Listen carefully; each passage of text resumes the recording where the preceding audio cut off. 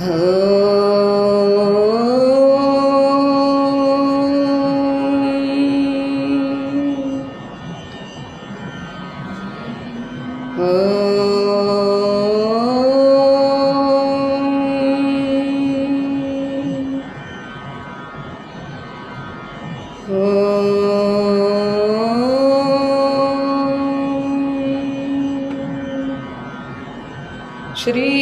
गुरुभ्यो नमः।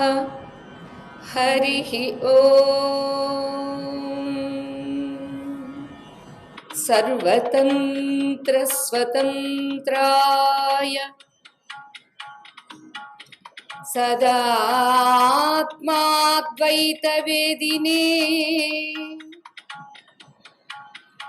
श्रीमते शंकरार्याय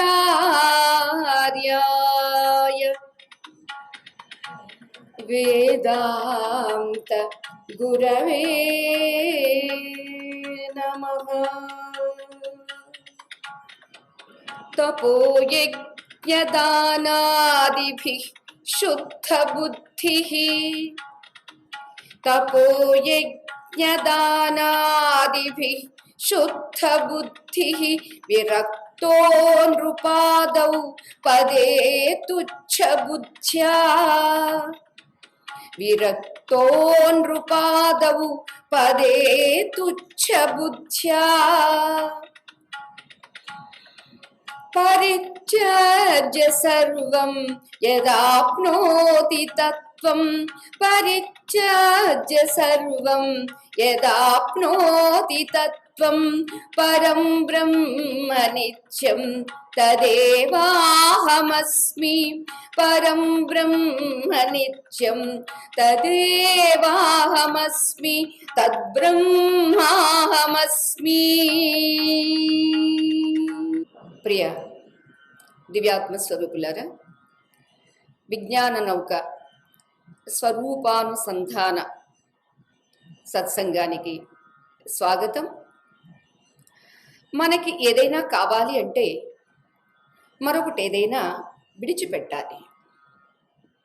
అయితే ఏది కావాలి, ఆ కావాల్సింది మనకి క్షేమాన్ని, సుఖాన్ని, సంతోషాన్ని, శాంతిని ఇస్తుందా అనేది తెలుసుకొని కోరుకోవాలి. ఒకటి. రెండవది, అక్కరలేనిది, అవసరం లేనిది, అది ఉంటే బాధ పెట్టేది, పీడించేది అయినటువంటి దాన్ని విడిచిపెట్టాలి. ఇదే త్యాగము. దానికే మరొక పేరు యజ్ఞం. శంకర భగవత్పాదుల వారు మన ఈ విజ్ఞాన నౌకలో ఏం తెలియచేస్తున్నారండి? తపోయజ్ఞ దానాదిభిః శుద్ధ బుద్ధి. నీవు తపస్సు చేస్తే బుద్ధి శుద్ధమవుతుంది. ఆ తపస్సు ఎన్ని రకాలు? మనందరికీ 3 పరికరాలు ప్రధానంగా ఉన్నవి. ఏమవి? 1 శరీరము, 2 వాక్కు, 3 మనస్సు.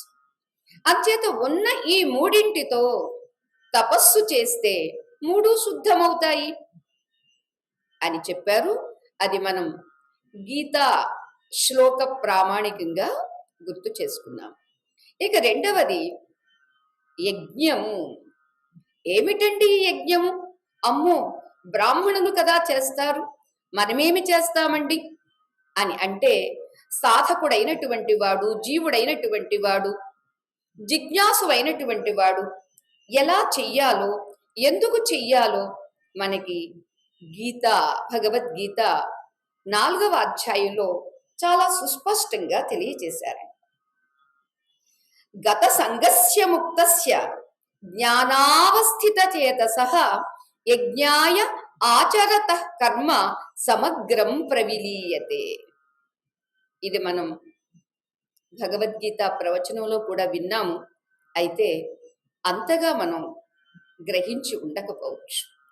ఏమంటున్నారంటే, ఎవరైతే జ్ఞాన అవస్థిత చేతసః, జ్ఞానమునందే స్థితమైనటువంటి మనస్సు కలిగినటువంటి వాడు, అంతవరకు అతడు తెలియక చేసినటువంటి కర్మములు, కర్మ ఫలితములన్నీ నశించిపోతాయి. అంచేత అతడు ముక్తుడుగా ఉంటాడు. అలా ముక్త స్థితిలో ఉన్నటువంటి వాడు ఏం చేసినా యజ్ఞాయ ఆచరత కర్మ. అతడు కర్మ చేస్తాడు, తన కోసం చెయ్యడు, కావాలని చెయ్యడు. చూడండి, ఒక పనిలో అలవాటు పడి ఉంటాము, ఆ అలవాటులో అవసరం లేకపోయినా చేస్తూ ఉంటాం. అర్చకుడు లేనప్పుడు అభిషేకానికి వెళ్తామండి, అర్చకుడు ఉన్నప్పుడు కూడా అభిషేకానికి వెళ్తామండి. ఎందుకు? అర్చకుడు ఉన్నాడు కదా, మీరెందుకు వెళ్ళడం అంటారు అమ్మ. లేదు, వెళ్ళాల్సిందే. ఎందుకని? ఒక అలవాటులో ఉన్నాము కాబట్టి. ఒకటి అతడు ఎలా చేస్తున్నాడు అనేది చూడడం అయితే, రెండవది మనం కూడా చేద్దాం. అవసరమయ్యి కాదు, అలవాటయి చెయ్యడం. ఇది యజ్ఞాయ ఆచరత కర్మ. అతడు అలవాటులో చేస్తూ ఉంటాడు, చేసే ప్రతి కర్మ యజ్ఞమే. తద్వారా ఏమవుతుంది? అతడి కర్మ సమగ్రం అంటే సంపూర్ణంగా ప్రవిలీయతే, లయించిపోతుంది. అంటే తిరిగి పుట్టదు. మనం ఇప్పుడు కర్మ చేస్తుంటే ప్రతి కర్మకు ఫలితం పుడుతుందండి. కానీ తెలిసిన జ్ఞాని ఎవరి చిత్తము, ఎవరి మనస్సు జ్ఞానమునందు స్థితమై ఉంటుందో, చేతసహ అంటే మనస్సు, జ్ఞానే అవస్థిత చేత, జ్ఞానమునందు స్థితమై ఉన్నటువంటి మనస్సు కలిగినటువంటి వాడు.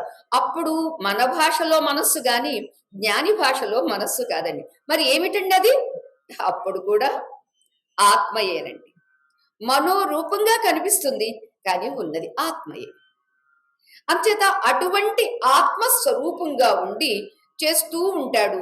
అంతేకాదు, యజ్జదాచరతి శ్రేష్ఠ తత్తదేవ ఇతరో జనాః సయత్ ప్రమాణం కురుతే లోకః తదనువర్తతే అని శ్రీకృష్ణ పరమాత్మే చెప్పారు.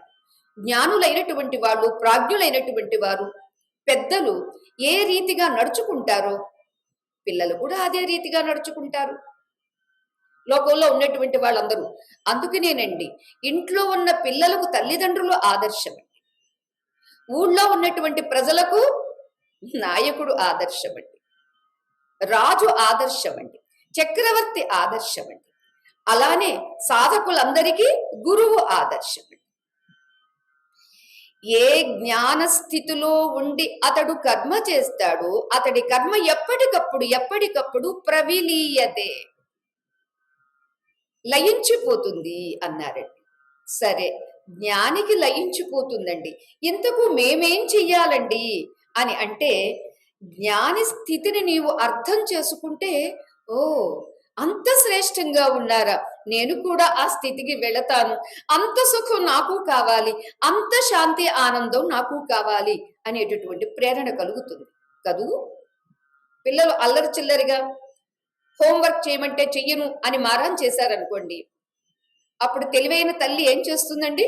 అదిగో చూడు, ఆ అంకుల్ మెడలో స్టెథోస్కోప్ వేసుకుని వెళుతూ ఉన్నాడు. ఏమిటో తెలుసా, ఎవరో తెలుసా అంటే, ఎవరమ్మా? డాక్టర్. ఎంత కష్టపడి అంత డాక్టర్ అయ్యాడో తెలుసా, ఇప్పుడు అందరికీ ట్రీట్మెంట్ చేస్తున్నాడు. మరి నీవు కూడా అలా చదువుకోవాలి, నీవు కూడా డాక్టర్ అవ్వాలా వద్దనుకుంటున్నావా అని అడిగితే, అమ్మో నేను కూడా డాక్టర్ అవుతాను. ఎలా వాడికి ఒక ప్రేరణ తల్లి కలిగించి చక్కగా చదువులో పెడుతుందో, అలా ఇక్కడ చిన్న పిల్లల వలె ఇంకా మనం వెనకంజ వేస్తూ ఉన్నటువంటి మనకి ఒక తల్లిలా, ఒక గురువుగా శంకర భగవత్పాదులు లేదా శ్రీకృష్ణ పరమాత్మ ఏం చెబుతున్నారండి? జ్ఞాని యొక్క స్థితి అంత హాయిగా ఉంటుంది. వాడు అడుగుతాడండి, డాక్టర్ అంకుల్ ఇంకా ఏమేమి సంపాదించాడు? ఓ మంచి బెంచ్ కార్ ఉంది, ఓ మంచి పెద్ద బిల్డింగ్ ఉంది, చుట్టూరు అంతా స్టాఫ్ ఉంటారు, అందరూ సలాంలు కొడుతూ ఉంటారు. ఎక్కడికి వెళ్ళినా డాక్టర్ మాకు దేవుడు, డాక్టర్ దేవుడు, డాక్టర్ దేవుడు అని అందరూ వెంటబడుతూ ఉంటారు. ఓహో అలానా, సో అయితే నేను కూడా అలా తయారవుతా అని ఆ పిల్లవాడు ఎలా అనుకుంటాడో అనుకునేట్టుగా అమ్మ అంత బాగా చెబుతుందండి. వాడు పెద్దవాడు అయిన తర్వాత ఉద్ధరిస్తాడో ఉద్ధరించడో తెలియదు, కానీ తల్లి మాత్రం అలా చెబుతుందండి. వాడు అంత ప్రేరణ పుంజుకుంటాడండి. ఇక్కడ మనకి కూడా అంత ప్రేరణ కలగాలి అని ఇక్కడ జ్ఞాని యొక్క స్థితిని వివరిస్తున్నారు. జ్ఞానము ఏం చేస్తుంది అని అంటే, సర్వత్రా ఉన్నటువంటి బ్రహ్మను దర్శింపచేస్తుంది. ఇది మీకు 4వ అధ్యాయంలో 23వ శ్లోకం చెప్పుకున్నామండి.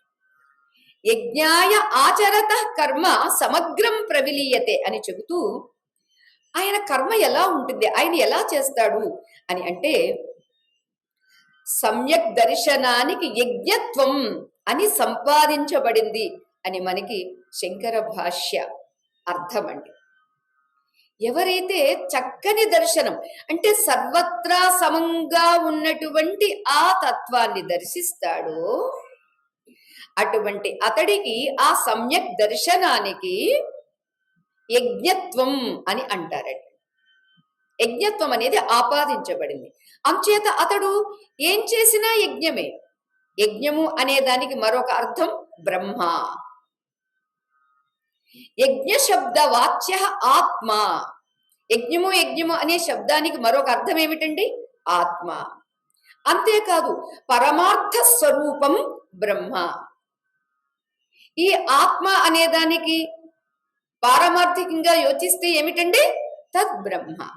అంచేత ఇతడు తాను ఏం చేసినా ఉన్నది బ్రహ్మ, చేసేది బ్రహ్మ, చూసేది బ్రహ్మ, వస్తువు బ్రహ్మ, ద్రవ్యము బ్రహ్మ, హోమము బ్రహ్మ, అంతా బ్రహ్మ బ్రహ్మ బ్రహ్మ. అక్కడ శంకర భగవత్పాదుల వారు ఎంత చక్కని ఉపమానం చెప్పారంటేనండి, సూర్యరశ్మి పడినప్పుడు ముచ్చపు చిప్పయందు ఆ సూర్యరశ్మి ప్రసరిస్తే వెండిలా కనిపిస్తుంది. లా కనిపిస్తుంది. మొదట తెలియనప్పుడు వెండి అనుకుని పరిగెడతాడండి.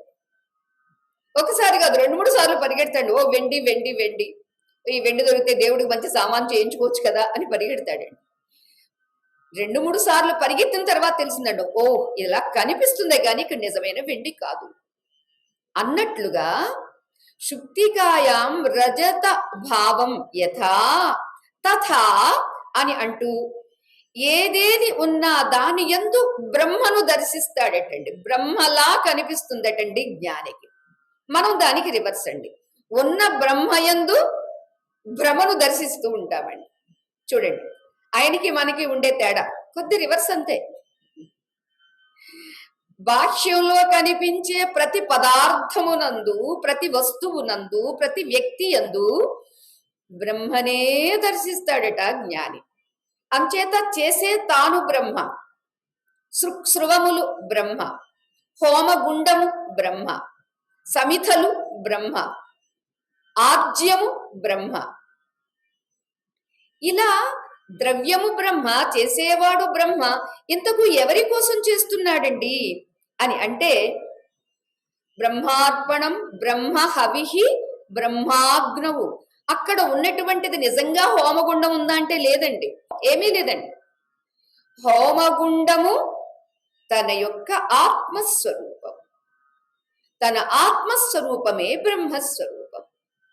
అటువంటి బ్రహ్మస్వరూపమునందు తన వాక్కు మంత్రం బ్రహ్మ, తన యొక్క ఇంద్రియముల యొక్క విషయములు ఏవైతే ఉన్నవో అవి సమిధలు, అవి ఆజ్యం, అవి బ్రహ్మ. ఎవరి కోసం? బ్రహ్మణే స్వాహ, బ్రహ్మణ ఇదం న మమ, ఇది బ్రహ్మకే సమర్పిస్తున్నాను, నాది కాదు అని మామూలుగా ఇంద్రాయ స్వాహ అని ఎలా చెబుతారో, ఇక్కడ బ్రహ్మకు బ్రహ్మ బ్రహ్మ ద్రవ్యమును సమర్పిస్తున్నాడు అనేటటువంటి ఆ స్థితిలో బ్రహ్మ అర్పణం బ్రహ్మ హవిహి బ్రహ్మ అగ్నౌ బ్రహ్మణాహుతం బ్రహ్మ ఏవ తేన అతడి చేత గంతవ్యం పొందబడి ఉంది. అంతేకాదండి, బ్రహ్మకర్మ సమాధిన. బ్రహ్మకర్మ అంటే ఆయన చేసే ప్రతి కర్మ బ్రహ్మయే. ప్రతి కర్మ బ్రహ్మ, బ్రహ్మయే కర్మ. ఈ రెండిటికి తేడా లేదండి జ్ఞానికి. ఎందుకని? ఉన్నది ఒక్కటే కాబట్టి ఆ ఒక్కదాన్నే దర్శిస్తున్నాడండి. మనం ఏమిటండి, చాలా తెలివైన వాళ్ళం కదండి. ఉన్న ఒక్కదాని యందు నానాత్వాన్ని దర్శిస్తామండి. మీ అందరికీ అలవాటు కదండి, ఉన్న బంగారంలోనే చాలా నగలు దర్శిస్తూ ఉంటారు, ఉన్న మట్టిలోనే చాలా పరికరాలను దర్శిస్తూ ఉంటారు, ఉన్న తత్వంలోనే చాలా మంది మనుషుల్ని దర్శిస్తూ ఉంటారు. ఉన్న శివత్వంలోనే నానా జీవత్వాన్ని దర్శిస్తూ ఉంటారు. ఇది మాకు అలవాటండి. ఓకే. అలవాటైనప్పటికీ సత్యమేమిటో గుర్తించు. సత్యమేమిటో దర్శించు. ఏమిటి సత్యము? బంగారం ఒక్కటే సత్యము, మట్టి ఒక్కటే సత్యము, శివత్వం ఒక్కటే సత్యము. ఆ సత్యాన్ని దర్శించినటువంటి జ్ఞాని అలా ఉంటున్నాడు. సత్యాన్ని దర్శించలేనటువంటి అజ్ఞాన స్థితిలో మనం ఇలా ఉంటున్నాం. అంచేత ఏ బ్రహ్మ కర్మ రెండు వేరు కాకుండా ఉన్నదో దాని యందు సమాధిన తన బుద్ధిని తనను తాను ఏకాగ్రపరుచుకొని అహమయం కుతో భవతి చిన్వతః అయి పతత్యహం నిజ విచారణం అని చెప్పారే భగవాన్ రమణ మహర్షి. ఈ అహం, ఈ నేను ఎక్కడి నుండి వచ్చింది అని విచారణ చేసేసరికి ఆ నేను కాస్త పడిపోతుంది. నిజ విచారణలో బ్రహ్మానుభూతి కలుగుతుంది. బ్రహ్మ అనే అగ్ని ఏదో తెలిసింది. ఆ బ్రహ్మాగ్నిలో తనకు కలిగినటువంటివి, తనకు లభించినటువంటివి, ఆయన భోజనం చేసినా లేదా మరొకరికి ఎవరికి ఏది ఇచ్చినా మరొకరికి ఏది సమర్పించినా బ్రహ్మకు బ్రహ్మను ఇస్తున్నాడు. త్రిపుటి కూడా బ్రహ్మయేనండి. ఇచ్చేవాడు బ్రహ్మ, ఇచ్చుట బ్రహ్మ, పుచ్చుకున్నవాడు బ్రహ్మ. ఇక బ్రహ్మ కానిదేముందండి? ఇదండి బ్రహ్మకర్మ సమాధిన. తద్వారా ఏమయ్యింది? త్రిపుటి లేదు, నానాత్వం లేదు, ఉన్న ఏకత్వంగా ఉన్నాడు. అది బ్రహ్మయజ్ఞం, అది జ్ఞానయజ్ఞం అని చెబుతూ ఆ తర్వాతి శ్లోకంలో అంటే మనకి 25వ శ్లోకంలో ఏం చెబుతున్నారంటే, అంతటి స్థితి తెలియనటువంటి వాళ్ళు కొందరు అపరే, మరి కొందరు ఏం చేస్తారు? దైవమేవాపరే యజ్ఞం యోగినః పర్యుపాసతే బ్రహ్మాజ్ఞావపరే యజ్ఞం యజ్ఞేనైవోపజుహ్వతి. కొంతమంది దైవమే యజ్ఞము, ఇక ఆ దైవానికి ఏమేమి సమర్పిస్తున్నారో అదే యజ్ఞం. చూడండి, ఇది ఎంత బాగుందో చూడండి. మీరు లేచింది మొదలు దైవ స్మరణ చేసుకుంటూ, స్వామి నీకోసమే లేచాము, ఇదిగో నిన్నే అరచేతుల్లో చూస్తున్నాం, స్వామి నిన్నే భూమిగా తలుచుకుంటున్నాం, స్వామి నిన్నే నీటిగా తలుచుకుంటున్నాం, స్వామి నిన్నే సూర్యుడిగా నమస్కరిస్తున్నాం. ఇదంతా చేసే ప్రతిదీ ఏమిటండి? యజ్ఞం, యజ్ఞం, యజ్ఞం. దైవమే యజ్ఞం. ఇలా కొందరు చేస్తూ ఉంటారని శ్రీకృష్ణ పరమాత్మ తెలియచేస్తూ ఉన్నారు. కొంతమంది ఏం చేస్తారు? యోగీశ్వరులు పరి ఉపాసతే, చక్కగా ఉపాసన చేస్తారు. అదెలాగండి అని అంటే, దైవము తనకన్నా వేరుగా లేడు. భేద భావనాత్ సోహమిచ్చసౌ భావనా బలాత్ భక్తిరుత్తమా. అప్పుడే మర్చిపోయామండి అంటారా? భేదభావంతో చేసేటటువంటి ఆరాధన కన్నా సహ అహం, అతడే నేను, అతడే నేను.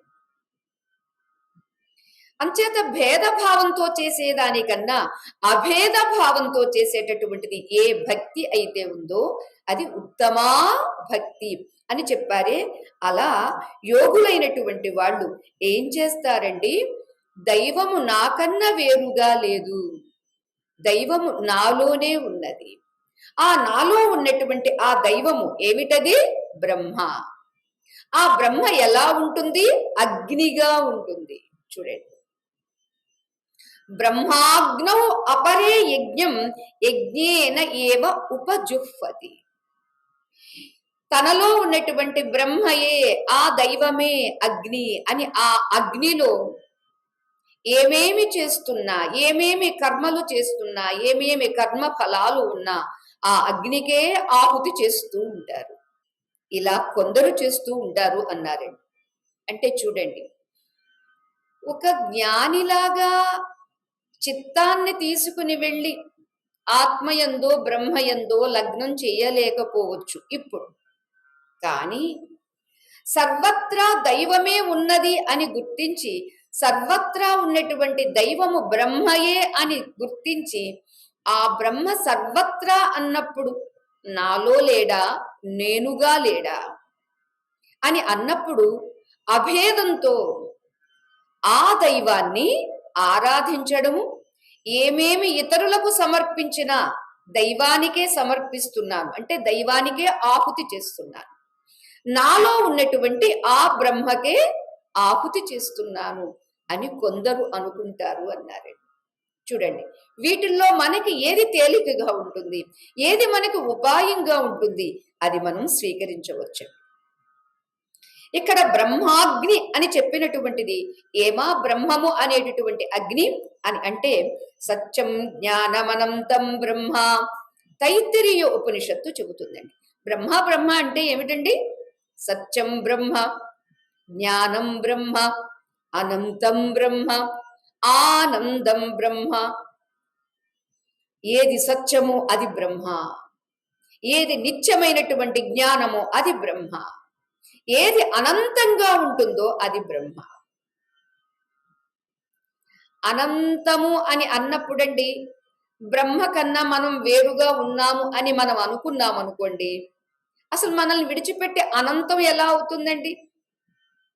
మన దగ్గరకు వచ్చేసరికి స్వామి నువ్వు నన్ను అంటుకోక, నువ్వు వేరే నేను వేరే అన్నామనుకోండి, అరే నేను అనంతుణ్ణి, నిన్ను విడిచిపెట్టి నేను ఎలా అనంతుడిగా ఉండగలను?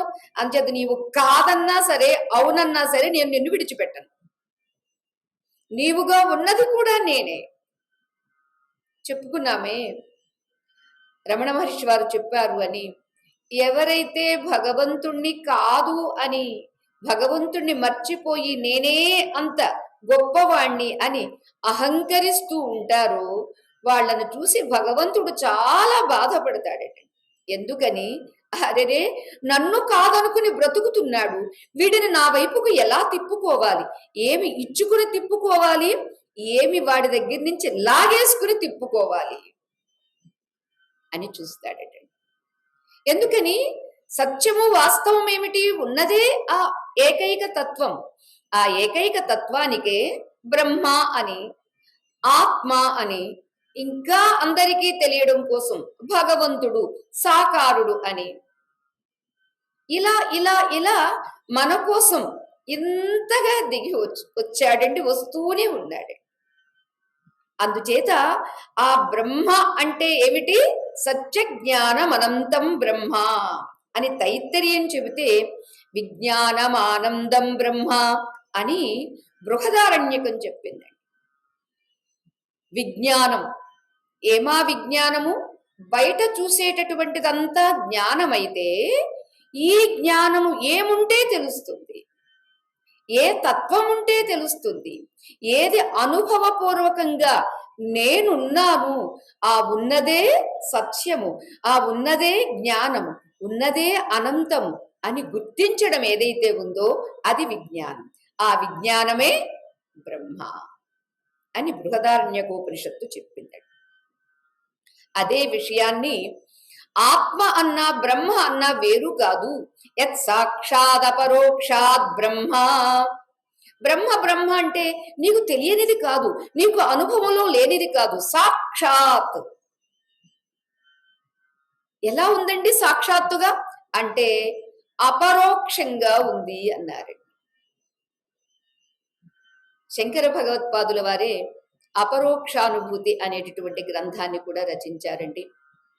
అపరోక్షానుభూతిర్వై ప్రోచ్యతే మోక్ష సిద్ధయే సద్భిరేవ ప్రయత్నేన వీక్షణీయా ముహుర్ముహు అని చెబుతారండి. ఇక్కడ అపరోక్షము అంటే శబ్దం విన్నప్పటికీ మనం ఇక్కడ వివరణ చెప్పుకుందాం. ప్రత్యక్షము అంటే నా కంటి ముందు ఉన్నదాన్ని ప్రత్యక్షము అంటాం. నేను ప్రత్యక్షంగా చూశానండి అని అంటుంటామే, అలానే కోర్టులో కూడా సాక్షి చెప్పాలంటే ప్రత్యక్షంగా చూసిన వాళ్ళే సాక్ష్యం చెప్పాలి. ఇది ప్రత్యక్షం. ఓకే, మన కంటి ముందు ఉన్నదాన్ని ప్రత్యక్షం. ఇక ఎక్కడో విజయవాడలో ఏం జరుగుతుందో, ఇలా ఫలానాది జరుగుతుంది, ఏదో మీటింగ్ జరుగుతుంది, ఎవరో మహాత్ములందరూ వచ్చారు అని ఎవరో నాకు చెప్పారు. నేనైతే చూడలేదు, వాళ్ళు నాకు చెప్పారు. అంచేత నా ఈ కంటికి ఎక్కడో ఉన్నది, అది పరహ అక్షః పరోక్ష. మనకు చెప్పుకున్నటువంటి ఈ బ్రహ్మ, ఈ ఆత్మ అనేటటువంటిది ఇక్కడ మనకి ప్రత్యక్షము కాదు, అంటే కంటి ముందు కనిపించేటటువంటి ఒక రూపంగా, ఒక వస్తువుగా గోచరించేది కాదు. అంచేత ప్రత్యక్షం కాదు. అలా అని ఎవరో చెప్పారండి. మనకి విజయవాడ అని చెప్పామండి, స్వర్గంలో, కైలాసంలో, ఇంకెక్కడో నరకంలో అని ఏవేవి చెప్పినా అవి పరోక్షము, నా కంటికి ఎక్కడో ఉన్నటువంటివి. ఇక అపరోక్షం ఏమిటి అంటే ప్రత్యక్షము కానిది, పరోక్షము కానిది, అంటే కేవలం స్వరూపంగా, కేవలం స్వానుభవంగా ఉండేటటువంటిది ఏమిటో అది అపరోక్షము అన్నారు. గ్రహించారు కదూ? కంటికి ముందున్నది ప్రత్యక్షమైతే, కంటికి ఎక్కడో ఉన్నది పరోక్షమైతే, స్వరూపంగా ఉన్నటువంటిది, స్వానుభవంగా ఉన్నటువంటిది అపరోక్షము. కేవలం అపరోక్షమనే చెప్పక అపరోక్ష అనుభూతి. ఇది ఎలా తెలుసు? ఎవరి అనుభవం వాళ్ళకి, ఎవరికి వాళ్ళకే తెలుస్తుందండి. స్వానుభవైక వేద్యము అంటారండి, అది అపరోక్షం. అంచేత ఈ అపరోక్షానుభూతి సద్భిరేవ, సత్పురుషుల చేత ప్రయత్నం చేస్తూ మాటి మాటికి వీక్షణీయ అన్నారండి. దర్శించాలి అని చెప్పారే తప్ప చెయ్యాలి అని చెప్పలేదండి, కరణీయ అని చెప్పలేదండి. వీక్షణీయ, దర్శించాలి, వీక్షించాలి. ఎప్పుడండి? ముహుర్ముహు, మాటి మాటికి, మాటి మాటికి. ఎంతవరకు వీక్షించాలండి? అదే నేను అని స్థిర నిష్ఠ కలిగేంత వరకు వీక్షించాల్సిందే. అది ఇక్కడ మనకి బృహదారణ్యోపనిషత్తే చెబుతుంది. యత్ సాక్షాత్ అపరోక్షాత్ బ్రహ్మ. ఈ బ్రహ్మ అనేటటువంటిది కంటి ముందో కంటికి వెనుకనో ఉండేటటువంటిది కాదు, కేవలం స్వరూపంగా, స్వానుభవంగా ఉన్నటువంటిది అని చెబుతూ, య ఆత్మ సర్వాంతరః, ఏ ఆత్మ అయితే సర్వులకు అంతరంగా, అంటే లోపల కారణంగా ఉన్నదో అది ఆత్మ అని చెప్పారండి. ఇది కూడా బృహదారణ్యక ఉపనిషత్తులోనే మనకి చెప్పారు. ఎంతకు యజ్ఞం అంటే ఏమిటండి అని కదా మనం చెప్పుకుంటూ ఉన్నాము. ఎప్పుడైతే ఇక్కడ దైవమే యజ్ఞమని కొందరు చేశారు, అలానే తన స్వరూపమే బ్రహ్మ అని మరికొందరు చేశారు. దీనిలో మరికొందరు శ్రోత్రాదీని ఇంద్రియాణి అన్యే ఇంద్రియాగ్నిషు జుహ్వతి. ఏమి చెప్పారండి ఇక్కడ చూడండి. పైసా ఖర్చు లేదండి. ఏ బ్రాహ్మణుణ్ణి రావాలని లేదా ఏదో ద్రవ్యాలు తెచ్చుకోవాలని ఏమీ శ్రమ లేదండి. ఏమిటండి యజ్ఞం, ఎలా చెయ్యాలండి అని అంటే మనకి ఇంద్రియాలు ఉన్నవి కదండి. ఏమిటవి? జ్ఞానేంద్రియములు 5, కర్మేంద్రియములు 5, సరే అంతరింద్రియం అని చెప్పబడేటటువంటిది మనస్సు. మనస్సును విడిచిపెడదాం. ఈ జ్ఞానేంద్రియములు, కర్మేంద్రియములు, వీటికి విషయములు ఏమిటి? శ్రోత్ర, త్వకు, చక్షు, జిహ్వ, ఘ్రాణ. ఏవివి? జ్ఞానేంద్రియము.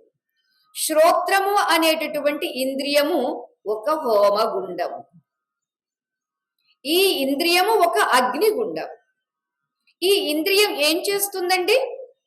శ్రోత్రము వింటుందండి. వినుట అనేటటువంటి ఆ శబ్దములను ఏం చెయ్యాలి?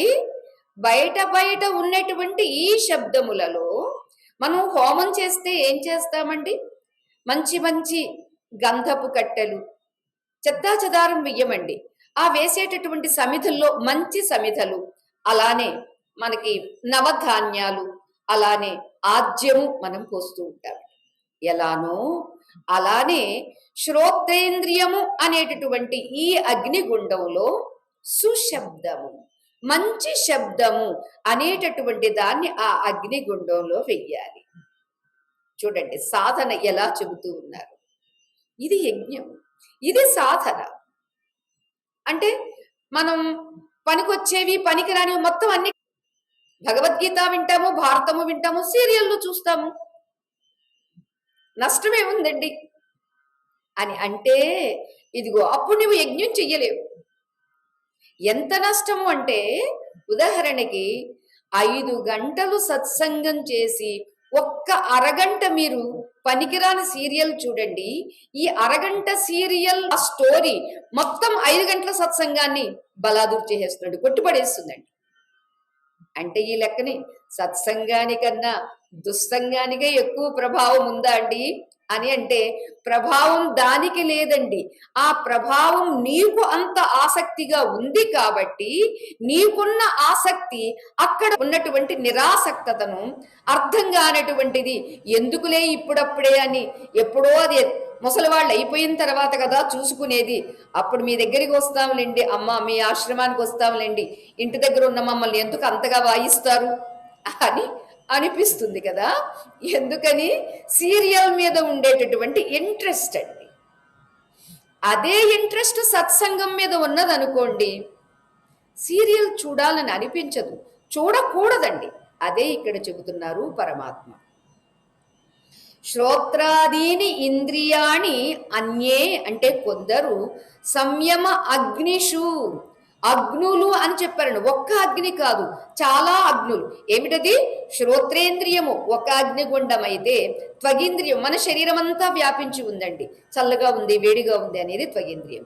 ఆ ఇంద్రియము రెండవ అగ్నిగుండం అయితే, చక్షుహు రెండు కళ్ళు, రెండు అగ్నిగుండాలైతే, శ్రోత్రాత్వకు చక్షు, జిఫ్ఫా ఈ రసనేంద్రియం ఉందే, మీరు గంటల తరబడి వంట చేసిన ఒక్కసారి అలా నాలుగు మీద వేస్తే చాలండి, దానికి టైటిల్ పెట్టేస్తుందండి, బాగా చేశారా బాగా చేయలేదా అని. అంచేది ఇది రసనేంద్రియం, ఇది ఒక అగ్ని. ఘ్రాణేంద్రియం, ఇది ఒక అగ్నిగుండం.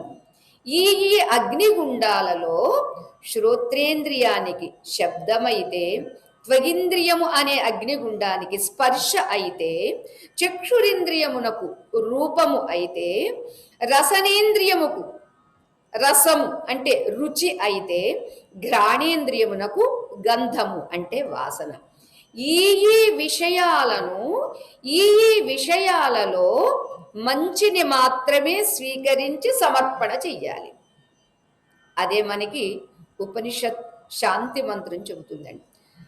భద్రం కన్నేభిః శృణుయామ దేవాః, భద్రం పశ్యేమాక్షభిర్యజత్రాః, స్థిరైరంగైస్తుష్టువాగుంసస్తనూభిః అని చెబుతూ వస్తుందండి. ఏమిటి? భద్రమైన శబ్దమే నేను వింటూ ఈ శ్రోత్రేంద్రియమనే అగ్నిగుండంలో ఆ సుశబ్దాన్ని, మంత్ర శబ్దాన్ని ఆహుతి చేస్తూ, భగవన్ ఇదిగో నీకు నేను సమర్పిస్తున్నాను. చూడండి ఎంత పవిత్ర భావన, ఎంత తేలిక ఇది. తేలిక కాబట్టి మనం చేయటం లేదు అంటారా? త్వగింద్రియము, నాకు అదేదో ఇష్టమండి, చల్లగా ఉండడం ఇష్టమండి అని అనుకుంటే వేసవకాలం అండి. అదే శీతాకాలం వచ్చినప్పుడు ఏసీ వేసుకోండి, ఆహా, అప్పుడు ఏసీ పనికి రాదండి. ఈ త్వగింద్రియానికి తీసుకునేటటువంటి స్పర్శ కూడా, ఏ స్పర్శ నీకు శ్రేయస్సునిస్తుందో, ప్రియాన్ని కాదు సుమా, ఏ స్పర్శ నీకు శ్రేయస్సునిస్తుందో, ఏ స్పర్శ నీ చిత్తానికి శాంతినిస్తుందో, ఆ స్పర్శనే తీసుకొని ఈ త్వగింద్రియమనే అగ్నిగుండంలో వెయ్యి. ఏ రూపం? భద్రమైన రూపం. సురుచిర సుందర మంగళ మూర్తులు ఎందరూ లేరండి, ఎన్ని లేవండి. ఆయా దివ్యమూర్తుల యొక్క రూపము అనేటటువంటి దాన్ని చక్షురింద్రియం అనే హోమగుండంలో వెయ్యి. స్వామి ఇదిగో ఈ రూపాన్ని నీకు ఆకుతి చేస్తున్నాను. అలానే రసనేంద్రియం, భోజనం చేసేటప్పుడు రోజు రసం పోసుకుంటామండి, నీరసం మాత్రం పోయి చావదు. మరి అందుకని మనం ఏం చెయ్యాలండి? స్వామి నేను తీసుకునే ఈ రసాన్ని, ఈ రుచులను రసనేంద్రియమైనటువంటి నీకు సమర్పిస్తాను. అప్పుడు నాకు నీరసము పోతుంది, సరసము వస్తుంది. తద్వారా నీకు నేను కృతజ్ఞుడుగా సమర్పించి నీవే నేనై మిగులుతాను. ఇది రసనేంద్రియం. ఇక చివరిది ఘ్రాణేంద్రియం అండి, నాసిక. ఓహ్, ఎన్నింటిని వాసన చూసేస్తుందోనండి. కనిపించిన వాటిని అన్నింటినీ ముక్కు దగ్గర పెట్టుకుని అబ్బా అంటుందండి. ఆ అబ్బా అని అన్నప్పుడు దానిలో ఏ పురుగైనా లోపలికి వెళితే, లేదా అది వాసన బాగుండవచ్చు, దానివల్ల ఏ వైరస్ నీకు వెళితే, అందుకనే కదండి ఇప్పుడు ముక్కుకి మూతికి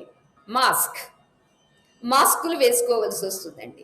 ఇక్కడ పరమాత్మ అంటాడు అసలు మాస్క్ వేసుకోవడం ఎందుకు, నీవే సెలెక్ట్ చేసుకో, మంచి వాసన తీసుకో, ఏదైతే భగవంతుడికి సమర్పించడానికి యోగ్యం. అందుకని మనం భగవంతుడు సమర్పించేటప్పుడు పుష్పాలు కూడా సుగంధ పుష్పములు, తేనె ఉన్నటువంటి పుష్పములు మాత్రమే సమర్పించడం మంచిది అని మనకి పెద్దలు చెబుతూ ఉంటారు. ఇక్కడ ఏదేది చేసినా భగవంతుడికి అర్పణ చేస్తున్నాను, ఇలా అర్పణ అర్పణ అర్పణ, అదే కదా త్యాగం అంటేనే కదా యజ్ఞము.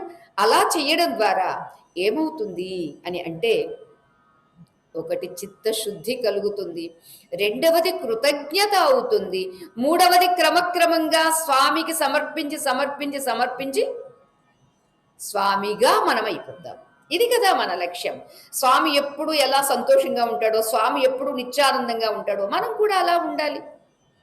అదే కదా అమ్మ డాక్టర్ గురించి చూపించింది, మనకి సద్గురువు అనే అమ్మ బ్రహ్మను చూపించారు. మనం కూడా బ్రహ్మగా ఉండాలి, మనం కూడా బ్రహ్మానందంగా ఉండాలి తప్ప విషయానందాల్లో కాఫీ బాగుందని ఎక్కువ తాగామనుకోండి, నాకైతే కాఫీ టేస్ట్ తెలియదండి, బాగుందని 2వ కప్పు తాగారనుకోండి పర్వాలేదు, 3వ కప్పు తాగేసరికి బయటకు వచ్చేస్తుందండి. ఇదన్నీ విషయానందాలండి. కానీ బ్రహ్మానందం అటువంటిది కాదు. అంచేత ఇక్కడ మనకి తెలియజేసేది ఏమిటంటే, ఇంద్రియములు అనేటటువంటి హోమగుండముల నందు ఇంద్రియముల యొక్క విషయములు అనేటటువంటివి ఏమవి? సద్విషయములు, మంచి విషయములు సమర్పించడమే యజ్ఞము. శబ్దాదీన్ విషయానన్య ఇంద్రియాగ్నిషు జుహ్వతి. ఇలా శబ్దాది విషయములను ఇంద్రియములు అనేటటువంటి అగ్నిగుండంలో జుహోతి సమర్పిస్తూ ఉంటారు అని చెబుతూ, సర్వాణి ఇంద్రియ కర్మాణి ప్రాణకర్మాణి చాపరే. కొంతమంది ప్రాణముల యొక్క కర్మలు ఏవైతే ఉన్నావో వాటిని ప్రాణముల యందు సమర్పిస్తూ ఉంటారు. ప్రాణ అపాన వ్యాన ఉదాన సమాన, ఈ 5 వాయువుల యొక్క క్రియలు కూడా ఉన్నాయి కదండి. ప్రాణము హృదయంలో ఉంటుందని, అపానము గుదస్థానంలో ఉంటుందని, ఒక్కొక్క ప్రాణము ఒక్కొక్క క్రియ చేస్తుంది. అలా అవి చేసేటటువంటి క్రియలను ఆయా పంచప్రాణముల యందు పంచప్రాణములని హోమగుండములుగా భావించి సమర్పించండి. ఇలా కొందరు చేస్తూ ఉంటారు అని చెప్పారు. ఇక్కడ మనకి యజ్ఞము అంటే ఏమిటి, నిజమైనటువంటి యజ్ఞం ఏమిటి అనేది శ్రీకృష్ణ పరమాత్మ వివరిస్తున్నారు. సర్వాణి ఇంద్రియ కర్మాణి ప్రాణకర్మాణి చాపరే ఆత్మ సంయమ యోగాగ్నౌ జుహ్వతి జ్ఞానదీపితే అన్నారండి. ఆత్మ సంయమనము అనేటటువంటిది యోగ అగ్ని. ఈ యోగాగ్నిలో ఏం చేస్తారండి? జ్ఞానదీపితే, జ్ఞానమే అగ్ని, జ్ఞానాగ్ని. అటువంటి జ్ఞానాగ్నిలో వీళ్ళు ఆహుతి చేస్తూ ఉంటారు. దానికి శంకర భగవత్పాదుల వారు భాష్యంలో ఏమి ఇచ్చారు అంటే, ఉపాధి సహిత ఇంద్రియములను ఉపాధి రహిత బ్రహ్మలో దర్శించడం.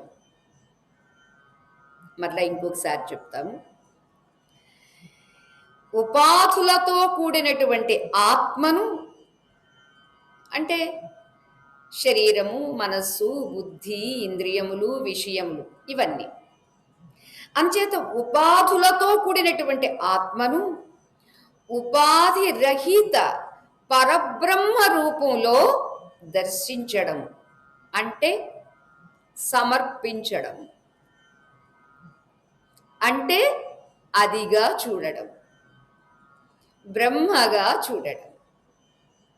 ఇదండి జ్ఞాని యొక్క కర్మ, ఇది జ్ఞాని యొక్క యజ్ఞం అని చెబుతూ, ఈ ఆత్మ సంయమనము బ్రహ్మాత్మైకత్వ దర్శనాన్ని పొందినటువంటి సిద్ధులు, సన్యాసులు యజ్ఞములోనే ఉంటారు. బ్రహ్మ యజ్ఞములోనే ఉంటారు. ఎందుకని?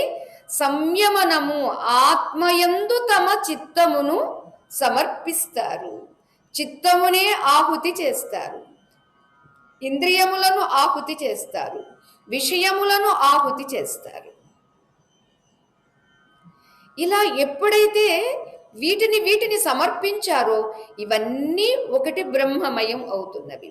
అంతేకాదు సర్వత్రా ఉన్నటువంటి బ్రహ్మ దర్శనం అవుతుంది. అంచేత బ్రహ్మ ఆత్మ ఏకత్వ దర్శనం. బ్రహ్మయే ఆత్మ, ఆత్మయే బ్రహ్మ. ఈ ఏకత్వాన్ని దర్శించడం. ఎప్పుడెప్పుడైతే నానాత్వంగా అనిపిస్తుందో దాన్ని తీసుకెళ్ళి దాన్ని అక్కడ పడేయడం అండి. మరలా రమణ మహర్షి వారు ఏం చెప్పారండి చివరిలో? అహం అపేతకం నిజ విభానకం. ఎప్పుడెప్పుడైతే అహం కనిపిస్తుందో దాన్ని తీసుకెళ్ళి అక్కడ పడేయడమే.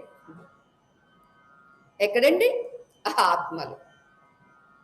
దాన్ని ఎప్పుడైతే తొలగించామో నిజ విభానకం.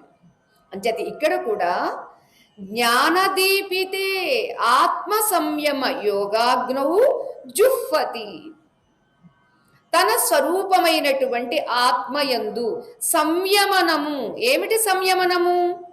బాహ్యంలోకి వచ్చి పడిపోతూ ఉంటే, బాహ్యంలో ఏదేది మనకి కనిపించిందో, ఏదేది మనకు అనిపించిందో, ఈ అనిపించిన కనిపించిన వీటిని తీసుకుని వెళ్ళి ఆత్మ అగ్నిలో ఆహుతి చెయ్యడం, సమర్పించడం. ఇది చెప్పారండి. ఇందాక చెప్పుకున్నామే విషయాలను ఇంద్రియములయందు సమర్పించడము అని అంటే నిషిద్ధము కాని విషయములను మాత్రమే గ్రహించడం. నిషిద్ధము కాని శబ్దాన్ని సమర్పించడం, నిషిద్ధము కాని రూపాన్ని సమర్పించడం, నిషిద్ధము కానిటువంటి రసాన్ని స్వీకరించడం, సమర్పించడం, నిషిద్ధము కానిటువంటి గంధాన్ని సమర్పించడం అంటే హోమం చేయడం. ఇది మనం గ్రహిస్తే పైసా ఖర్చు లేదండి, ఎవ్వరి మీద డిపెండ్ అవ్వక్కర్లేదండి. మనకై మనం కూర్చుని చెయ్యవచ్చు. అంతేకాదు, కూర్చుని ఎందుకు చెయ్యమంటున్నారు అంటే అలవాటు అవ్వడం కోసం. అలవాటు అయిన తర్వాత ఏది చేసినా అదే. అలవాట్లో పనులు జరుగుతూ ఉంటాయి, కానీ అక్కడ ఉన్నటువంటిది మూడు లేవు. చేయువాడు చేయుట చేయబడినది అనేటటువంటి త్రిపుటి లేదు. ఎందుకని? ఉన్నది ఒక్కటే, ఏకత్వం కాబట్టి అని చెబుతూ ఇక్కడ ద్రవ్యయజ్ఞ, తపోయజ్ఞ, యోగయజ్ఞ తథా అపరే స్వాధ్యాయ జ్ఞానయజ్ఞాశ్చ యతయః సంసితవ్రతాః అని చెప్పారు. ఒకటి ఏమిటి? ద్రవ్యయజ్ఞం. ద్రవ్యయజ్ఞానికి శంకర భగవత్పాదులు వారు ఏం చెప్పారు అంటే, ఎవరెవరైతే భగవంతుడికి పుష్పములు సమర్పిస్తారు, తీర్థయాత్రలు చేసి అక్కడ దక్షిణ రూపేణ లేకపోతే ఏదో ఒక వస్తు రూపేణ సమర్పిస్తారు, అది కూడా ద్రవ్య యజ్ఞం. ఇక కొంతమంది కూర్చుని బ్రాహ్మణుణ్ణి రమ్మనమని ఆ హవిస్సు, ఆ ద్రవ్యాలు, సమిధలు, నవధాన్యాలు ఇవి ఏవైతే వేస్తారో అది కూడా ద్రవ్య యజ్ఞము. స్వామి, ఎన్ని యజ్ఞాలు చెబుతున్నావు, మరలా జ్ఞాన యజ్ఞం ఎందుకు చెబుతున్నావు? ఈ గోలంతా ఎందుకు? మేము చేస్తూనే ఉన్నాం కదా ద్రవ్యయజ్ఞము అని అంటావా? ద్రవ్యయజ్ఞం వల్ల నీకు మరలా కర్మ ఫలము పుడుతుంది. పుట్టిన ఈ కర్మ ఫలం నిన్ను కట్టిపడేస్తుంది. కట్టిపడేసినటువంటి నిన్ను ఈడ్చుకుపోతుంది. ఈడ్చుకుపోయి ఎక్కడ ఏది దానికి అర్హమో ఆ జన్మలో పడేస్తుంది. ఇదండి కలిగే అనర్థం. అంచేత ద్రవ్యయజ్ఞమున కన్నా ఈ యజ్ఞాలు ఒక్కొక్కటి ఎలా శ్రేష్టమో తెలియజేస్తున్నారండి.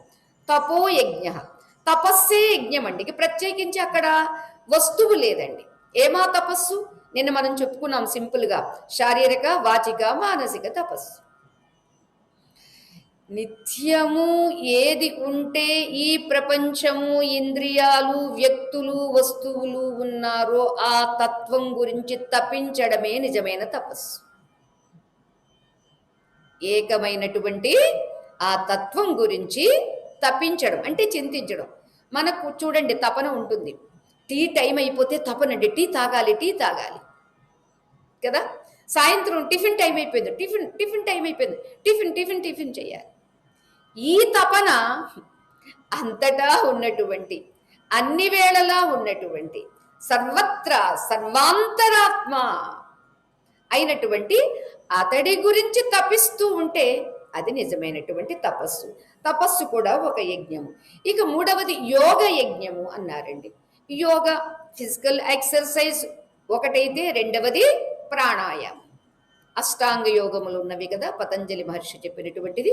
అంచేత యోగా మార్గము ద్వారా వెళ్ళే వాళ్ళు కూడా యజ్ఞమే చేస్తూ ఉన్నారు. యోగ యజ్ఞా తథా అపరే. ఇక కొంతమంది స్వాధ్యాయం, ఋగ్వేద పఠనం కావచ్చు, యజుర్వేద, సామవేద, అథర్వవేద పఠనం కావచ్చు. ఈ రోజు వరకు యుద్ధకాండ చక్కగా దగ్గర దగ్గర 30 రోజులు అయ్యిందనుకుంటాను. ఈ నెల రోజులు యుద్ధకాండ పారాయణం చెయ్యడం, చక్కగా పండితోత్తములు అందరూ మంచి వేద పండితులు కూర్చుని పారాయణం చేస్తూ ఉంటే మిగిలినటువంటి వారు లక్షలాది జనులు ఆ టీవీలో వాచ్ చేస్తూ ఫాలో అయ్యారు. ఇది స్వాధ్యాయ యజ్ఞం అండి. ఇక ఇంకొక యజ్ఞం ఏమిటి అంటే జ్ఞాన యజ్ఞము. ఈ జ్ఞాన యజ్ఞం ఏమిటండి అని అంటే, ఎవరు నిత్యమై సత్యమై బుద్ధమై ముక్తమై ఉన్నటువంటి ఆత్మతత్వము గురించి, పరబ్రహ్మతత్వం గురించి ఎవరైతే చెబుతారో, ఎవరైతే వింటారో అది జ్ఞాన యజ్ఞం.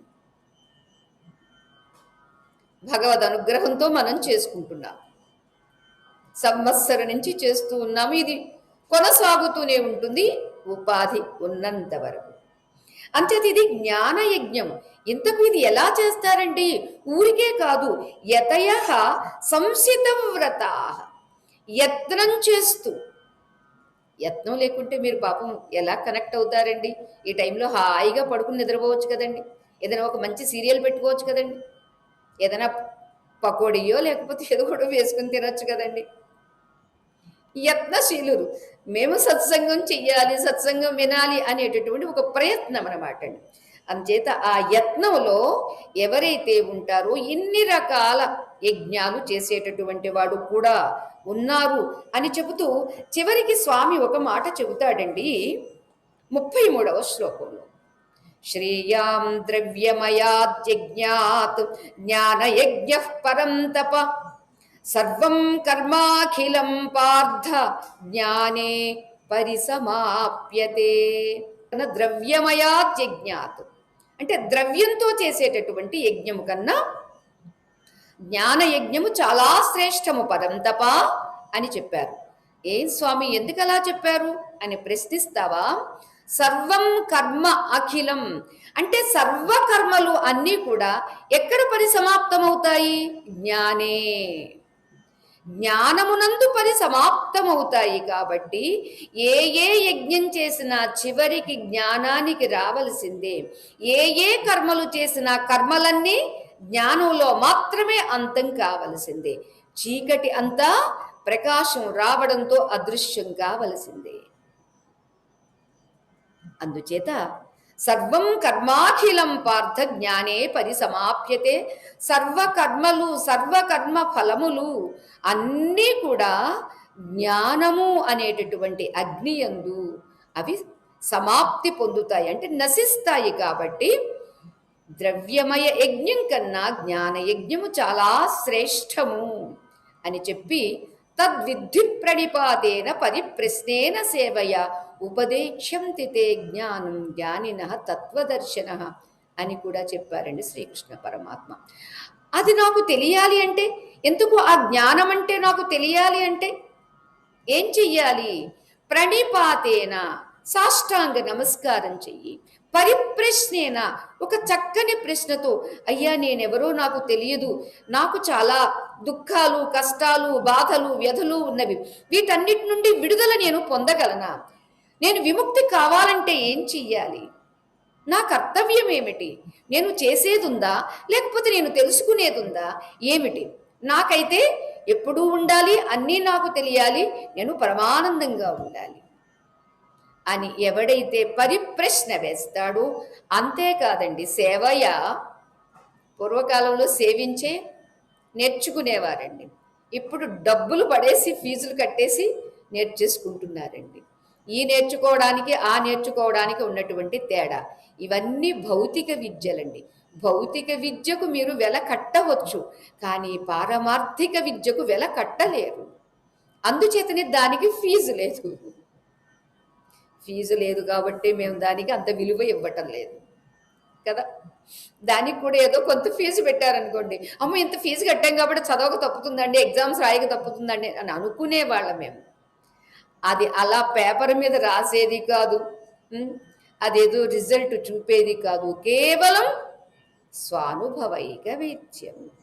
అందుచేత ఇక్కడ అలా సేవ చేస్తూ పరిప్రశ్నలతో ప్రణిపాతమై సాష్టాంగ ప్రణామం చేసి ఎప్పుడైతే తెలుసుకోవాలి అని జ్ఞానులను ఆశ్రయిస్తావో అప్పుడు తత్వదర్శులైనటువంటి ఆ జ్ఞానులు ఉపదేక్ష్యంతి. ఏమిటది? జ్ఞానం తే ఉపదేక్ష్యంతి, నీకు ఆ జ్ఞానాన్ని ఉపదేశిస్తారు అని చెప్పారు. అంచేత నాకు ఉపదేశం కావాలి కావాలి అనేటటువంటి తపన, ఆకలి, జిజ్ఞాస ఎప్పుడైతే మనకి తీవ్రంగా కలిగిందో ఆ తీవ్రతను అంతటా ఉన్నటువంటి భగవంతుడు గుర్తిస్తాడు. అదొక సదవకాశంగా మనకి కల్పిస్తాడు. ఒక సత్సంగంగా, ఒక సచ్శాస్త్ర పఠనంగా, ఒక సద్గురువుగా దాని యందు అభిరుచి కలిగేట్లుగా చేస్తాడండి. అలా కలగాలంటే ఏముండాలి? మనకి ఆ తపన ఉండాలి అని మనకి తెలియచేస్తూ, ఎంతకు శంకర భగవత్పాదుల వారు తెలియచేసినటువంటి యజ్ఞము ఏమిటది? నీవేదైనా చెయ్యి, అది యజ్ఞం కావాలి. యజ్జత్కర్మ కరోమి తత్తదఖిలం శంభో తవ ఆరాధనం అన్నారు శంకర భగవత్పాదుల వారు. స్వామి అంతా ఎందుకు? ఆత్మాత్వం. ఇక్కడ నేను నేను అంటున్నానే, అదే నీవు. నీవు లేకుంటే నేనెక్కడున్నాను? అసలు ఉన్నదే నీవు, కానీ మర్చిపోయి నేను అని అనుకున్నానంతే. ఇప్పుడు నేను కాస్త గుర్తు తెచ్చుకున్నాను, గురువులు చెబుతూ ఉన్నారు, అంచేత నేను లేను, నువ్వే ఉన్నావు. ఆత్మాత్వం. గిరిజామతి, మరి ఏది నా శక్తి, ఏది నా పార్వతి ఏది అని అంటావా స్వామి? నా దగ్గర మతిహి, బుద్ధి అనేటటువంటి ఆమె ఉంది, ఆమె గిరిజ, ఆమె కూడా ఉంది. గిరిజామతి సహచరా ప్రాణాహ. ఏమో నాకు సహచరులు ఉండరా? నాకు రుద్రగణాలు చాలా మంది ఉంటారు, మరి నీ దగ్గర ఏరి అని అంటావా స్వామి? పంచ ప్రాణాలు ఉన్నవి, ప్రాణ అపాన వ్యాన ఉదాన సమాన. వాటికి మరలా అసిస్టెంట్స్ ఉన్నారు. నాగ, కూర్మ, కృకర, దేవదత్త, ధనంజయ అనేటటువంటి ఉపవాయువులు ఉన్నారు. 10 మంది ఉన్నారు స్వామి నీకు అన్నారండి శంకర భగవత్పాదులు. ఓ, అయితే బానే ఉంది. సహచరా ప్రాణ. ఇంతకు నేను ఉండేటటువంటి ఆ కైలాసంగా ఉండడానికి ఏది నాకు అని అంటావా? శరీరం తే గృహం. ఈ దేహమే నీకు దేవాలయం, ఇదే నీ ఇల్లు. శరీరం తే గృహం పూజాతే విషయోపభోగ రచన. స్వామి నాకు పూజ ఏమిటి అని అంటావా? ఓ, లేచిన దగ్గర నుంచి పడుకునేంత వరకు శబ్దస్పర్శ రూపరసగంధములనేటటువంటి విషయములతో నీకు పూజయే చేస్తున్నాను. ఇక్కడ ఉన్నది నీవైతే అన్నీ నీకే కదా సమర్పిస్తున్నాను. అదిగో అది టీవీ చూడు, ఇదిగో ఈ పువ్వు చూడు, ఇదిగో ఈ పిండి చూడు, ఇదిగో ఈ టేస్ట్ చూడు, ఇవన్నీ నీకే కదా. విషయోపభోగ రచన పూజ. పూజాతే విషయోపభోగ రచన. ఏమో మరి నాకు సమాధి పొందుతూ ఉంటా, నేను ధ్యానంలో ఉంటాను అంటే నాకు కూడా ఉంది స్వామి. ఇక్కడ పగటి వేళ ఎంత లేదన్నా అర్ధగంట, రాత్రి వేళ 5 గంటలు హాయిగా సమాధి స్థితి, నిద్రా సమాధి స్థితి. ఏమో నాకు ప్రదక్షిణ చెయ్యవా అంటే, మెలకువలో ఉంటే అసలు నా కాలు కుదురుంటుందా? తిరుగుతూనే ఉంటుంది. సంచార పతయో ప్రదక్షిణం. నా ఈ కాళ్ళు తిరిగేదంతా నీవు. నా కాళ్ళు ఏదో ఒక చోట తిరుగుతాయి, కానీ నీవు లేనిది ఎక్కడ స్వామి? నీవు అంతటా ఉన్నావు. అంచేత అంతటా ఉన్న నీకు నేను ఎక్కడ తిరిగినా ప్రదక్షిణం అవుతుంది. సంచార పతయో ప్రదక్షిణమిది. ఏమోయ్ నాకు స్తోత్రాలు అవి చెయ్యవా, నన్ను స్తుతించవా అని అంటే, నా నోరు ఢమరకంలాగా ఎప్పుడూ వాగుతూనే ఉంటుంది, ఎప్పుడూ మాట్లాడుతూనే ఉంటుంది. అంచేత నా ఈ మాటలన్నీ నీ స్తోత్రాలే. స్తోత్రాన్ని సర్వాగిరహ అని చెబుతూ స్వామి ఇంకంతకన్నా ఏం చెప్పేది? యజ్జత్ కర్మ కరోమి. నేను ఏమేమి చేసినా తత్తదఖిలం, అదంతా శంభో తవ అర్పణం, నీకే సమర్పణం చేస్తున్నాను అన్నారండి. ఇది సమర్పణమే యజ్ఞం, సమర్పణమే త్యాగం. ఇక్కడ చూడండి, ఈ అవగాహన పెంచుకోవడంలో ఇక ఏది అశుద్ధంగా ఉంటుందండి? అన్నీ శుద్ధం కావు. ఇంద్రియాలు శుద్ధము, విషయాలు శుద్ధము, మనస్సు శుద్ధము, బుద్ధి శుద్ధము. ఇవన్నీ శుద్ధమైతే నిత్య శుద్ధ బుద్ధ ముక్త స్వరూపుడు అహమేవ అనేది ఎంత సులభంగా తెలుస్తుందండి. అది ఇక్కడ తెలియచేస్తున్నారు. అంచేత యజ్ఞము అని అంటే ప్రత్యేకించి హోమగుండం దగ్గర కూర్చుని ద్రవ్యాలు పెట్టుకుని చేసేది మాత్రమే కాదు. అది చాలా తేలిక, అది ఎవరైనా చెయ్యవచ్చు. ఏమో ఒక యజమాని కూర్చుంటే బ్రాహ్మణోత్తముని రమ్మనమంటే ఆయన చక్కగా అన్నీ చేస్తారు. ఇది అలాంటిది కాదు. ద్రవ్యము అవసరం లేదు, ఎవరి మీద ఆధారపడాల్సిన అవసరం లేదు. నీకు దైనందిన నీ నిత్య జీవితంలో నీవు ఏదేది చేసినా అదంతా యజ్ఞం కావాలి, అదంతా అర్పణం కావాలి. ఎవరికి అర్పణం కావాలి? బ్రహ్మకు అర్పణం కావాలి. ఎవరు అర్పణం చెయ్యాలి? బ్రహ్మ అర్పణం చెయ్యాలి. దేనిని అర్పణం చెయ్యాలి? బ్రహ్మనే అర్పణం చెయ్యాలి. బ్రహ్మను బ్రహ్మకు అర్పణం చెయ్యాలి. అర్పణము బ్రహ్మయే. చెప్పుకున్నామే, ముచ్చపు చిప్పయందు వెండి కనిపించినట్లుగా ప్రపంచము అని చెప్పేటటువంటి ఈ పంచభూతమయమైన ఇన్నింటి యందు పరబ్రహ్మను దర్శిస్తాడు జ్ఞాని. మనకి వెండిలా కనిపిస్తుందండి, ఆయనకి బ్రహ్మలా కనిపిస్తుందండి. ఇంకా మనకి వెండిలా కనిపిస్తుంది కానీ వెండి నిజం కాదు కదండి అని మనకుందండి. కానీ ఆయనకి అలా కాదండి, ఉన్నదే వెండి, ఉన్నదే బ్రహ్మ అని ఆయన దర్శిస్తారండి. మనం ఏం చేస్తున్నామండి? ఉన్న బ్రహ్మయందు లేని ప్రపంచాన్ని మనం చూస్తున్నాం. అంతేత ఎందుకు ఇలా కనిపిస్తుంది? సత్యదృష్టి లేక, ఆ చూసేటటువంటి దృష్టిపై స్థిరత్వం లేక. అంచేత స్థిరత్వం కలిగించుకోవడము, ఏదేది చేస్తున్నా ఆ ఉన్న బ్రహ్మకే బ్రహ్మ అయి బ్రహ్మను బ్రహ్మకు సమర్పించుట, ఇది యజ్ఞము అని చెప్పారండి. ఇక ఆ తర్వాత దానాదుల చేత అని చెప్పారు. మరి ఏమేమి దానం ఎవరికి చేస్తే దానికి ఏమది? దానం కొద్దీ బిడ్డలు, పూజ కొద్దీ పురుషుడు అనే ఒక సామెత కూడా ఉందండి. అంచేత ఏదేది దానం చేస్తే ఏ రకమైనటువంటి శుద్ధి కలుగుతుంది, మరి అది దానమా లేక ధర్మమా అనేది మనం రేపు వివరించుకోవడానికి ప్రయత్నం చేద్దాం. ఓం సహనావవతు సహనౌ భునక్తు సహ వీర్యం కరవావహై తేజస్వినావధీతమస్తు మా విద్విషావహై. ఓం శాంతి శాంతి శాంతి. లోకాః సమస్తాః సుఖినో భవంతు, సర్వే జనాః సుఖినో భవంతు, సమస్త సన్మంగళాని సంతు. హరి ఓం తత్సత్. శ్రీ గురుభ్యో నమః. హరి ఓం. జయ రాధేశ్వరి.